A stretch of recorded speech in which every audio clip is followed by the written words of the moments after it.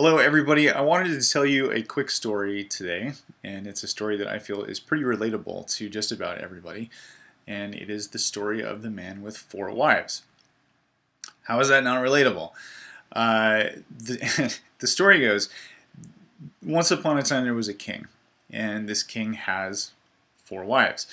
And one day the king fell very ill, and on his deathbed he became terrified of spending the rest of his eternity in the afterlife alone. And so he called on his fourth wife, who he loved the most. He bought her diamonds, he bought her elegant clothes to wear, and he asked her, I am very terrified of being in the afterlife alone. Would you die and accompany me into the afterlife?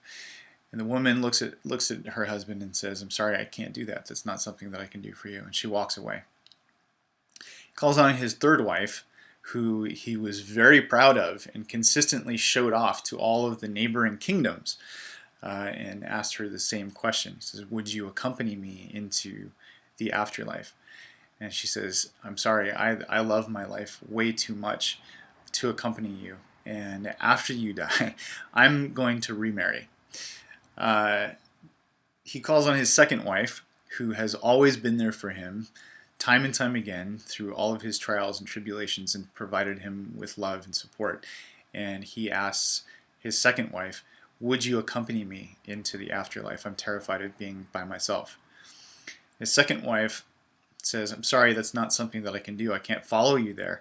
But what I can do is I can plan your funeral, and I can attend your funeral. And then a voice called out and said, I love you, and I will follow you wherever you go, even if it is to the afterlife. And he looked up, and it was his first wife, who he paid the least amount of attention to. And embarrassed, he says, I'm sorry that I did not pay the attention to you that you deserve, that I did not give you the love that you deserve while I was alive. And the moral of this story is that we all have four wives. The fourth wife, who the king loves so much, represents our physical body, represents our physical being. We like to decorate it with nice jewelry and with elegant clothing. And ultimately, those things can't follow us onto the next phase of our journey. The third wife, who he loved showing off to all of the neighboring kingdoms, is representative of our material possessions. We spend so much time collecting things, and ultimately, in the end, those things just get divided and given to other people, which is what she meant when she said, I'm going to remarry. His second wife is representative of our friends and family. Our friends and family are always there for us and provide us with love and support. And ultimately, the furthest that they can go with us is to our funeral to wish us well and send us off. And then our first wife, or his first wife, is representative of our soul. And too often, we do not spend enough time paying attention to our soul.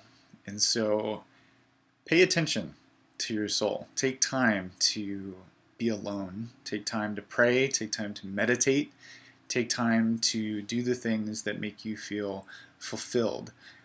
Because ultimately, your soul, our soul, is our most faithful friend and will go with us wherever we go, for always and always. I hope that this story was helpful to you or to someone that you love. Have a great day.